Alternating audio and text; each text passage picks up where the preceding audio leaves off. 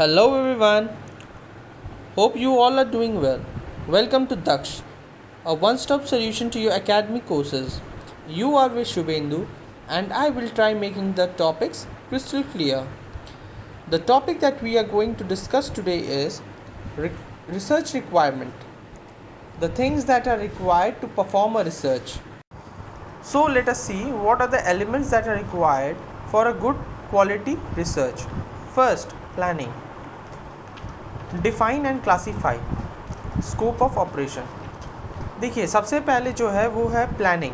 आप जब रिसर्च करोगे उससे पहले आप प्लान करोगे कि मुझे रिसर्च में क्या क्या चीज़ों की रिक्वायरमेंट है, मुझे कौन कौन से बुक को फॉलो करना है, अगर कुछ प्रॉब्लम हो जाता है तो उसके लिए मेरा बैकअप क्या है, मुझे कैसे ऑपरेट करना है, मुझे कैसे अपना पाथ को फॉलो करना है। ये जो चीज़ है ये आप रिसर्च करने से पहले आप स्टार्ट करते हो। इससे क्या होता है कि आपका एक सिस्टमैटिक प्रोसेस बन जाता है और लेआउट बना हुआ रहता है कि इसके बाद क्या आपको स्टेप 1 में क्या करना है, स्टेप 2 में क्या करना है। एक प्लान्ड वे में आप अपने काम को प्रोसीड करते हो। Second, guidance. देखिए, गाइडेंस जो होता है, गाइड जो होता है एक पर्सन होता है जो कि आपको गाइडेंस प्रोवाइड करता है थ्रू आउट द प्रोसेस। वो जो पर्सन होता है आपको प्रॉब्लम्स, आपके जो प्रॉब्लम जिसके लिए, जिसके बेसिस पे आप वर्कआउट कर रहे हो, जिसके ऊपर आप काम कर रहे हो, वो आपके प्रॉब्लम से आपको भटकने नहीं देता है। वो आपको कॉन्सेंट्रेट करके रखता है आपके प्रॉब्लम्स में। और अगर कहीं भी आप फंस जाते हो या कहीं भी आपको प्रॉब्लम होता है तो आपका जो गाइड है वो आपको हेल्प करता है। जब आप पीएचडी करोगे ना तो आपको गाइड एलोकेट होते हैं और यही गाइड आपको जो गाइडेंस प्रोवाइड करते हैं थ्रू आउट द प्रोजेक्ट कि आपको कैसे आपको गो थ्रू करना है, आपको क्या क्या चीज़ों की रिक्वायरमेंट होगी, देन आपका क्या प्रॉब्लम होगा, ऑब्जेक्टिव्स क्या होंगी। So this he is a person who guides you through out the research project. Third, expert. Researcher जो होता है वो एक्सपर्ट और नॉलेजेबल होता है।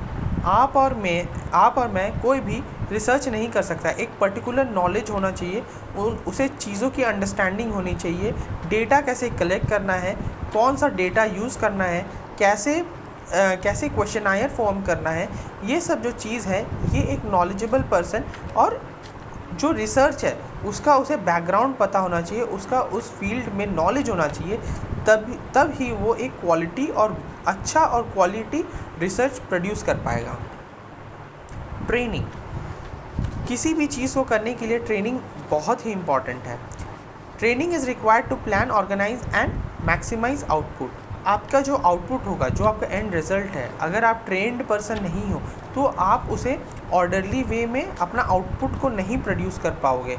आपका काम में वो क्वालिटी फिनिश नहीं रहेगा अगर आप अनट्रेंड पर्सन हो तो। So training is must. Finance. देखिए, रिसर्च में बहुत सारे जो प्रोसेसेस हैं उनमें बहुत सारा फंडिंग का रिक्वायरमेंट होता है। जैसे आपको अगर मार्केट सर्वे करना है, आपको डेटा कलेक्शन करना है या डेटा परचेज़ करना है या फिर कोई फील्ड स्टडी कराना है, आप हर जगह खुद नहीं कर सकते हो। आपको कोई अथॉरिटी या फिर किसी एजेंसीज़ के थ्रू ये जो डेटा है या सैम्पल्स हैं इन्हें कलेक्ट करवाना पड़ता है। तो इनके लिए आपको फंडिंग की रिक्वायरमेंट होती है। इवन आपको कुछ बुक्स परचेज़ करने पड़ सकते हैं, जर्नल्स हो सकते हैं जिनको कि आप रेफ़र करोगे। सो इन चीज़ों के लिए आपको फाइनेंशियली स्ट्रॉन्ग होना होता है। आप फाइनेंशियल आपका स्ट्रॉन्ग होना चाहिए, तब जाके आप एक अच्छा क्वालिटी रिसर्च कर सकते हो। References. Acknowledge work of previous researcher and it helps you in planning, determining and finding the problems. देखिए, जो रेफरेंस है वो क्या करता है, आप जब किसी का पुराना जो रिसर्च है वो आप जब स्टडी करते हो ना तो उन्हीं से आपको प्रॉब्लम्स फाइंड आउट होता है मैक्सिमम टाइम। आप जो प्रीवियस रिसर्चर है वो अपने जो फॉल्ट्स हैं, जो उनको प्रॉब्लम्स हुआ है उस रिसर्च को करने में, डिफ़िकल्टीज जो वो फेस कर चुके हैं, उन्हें वो लिखता है। तो तो आप जब इन्हीं फॉल्ट्स को और डिफ़िकल्टीज़ को जब आप गो थ्रू करते हो तो आपको पता चलता है कि हाँ, ये सब प्रॉब्लम्स हैं, और हो सकता है कि ये प्रॉब्लम्स करंट सिनेरियो में कुछ ज़्यादा ही डीपन अप हो गए हैं, जो कि इनको एक टॉपिक के वे में लिया जा सकता है। सो आप ये जो रिसर्चर्स हैं, जो पुराने रिसर्च कर चुके हैं, आप इनको रेफरेंस के रूप में लेते हो और बताते हो कि इन्होंने ये रिसर्च किया था और इनको ये डिफ़िकल्टीज़ हुई है, और ये जो डिफ़िकल्टीज़ है ये करंट सिनेरियो में बहुत ही ज़्यादा प्रॉब्लमैटिक है और एक मेजर इशू क्रिएट कर रहा है।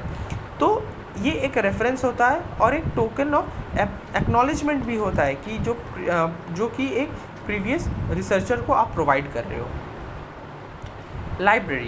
लाइब्रेरी में क्या होता है, स्टडी मटेरियल्स मिलते हैं और आप लिटरेचर रिव्यू करते हो। आपने अब एक जो रिसर्च का टॉपिक डिसाइड कर लिया है, उसके ऊपर अब आपको नॉलेज गेन करना है।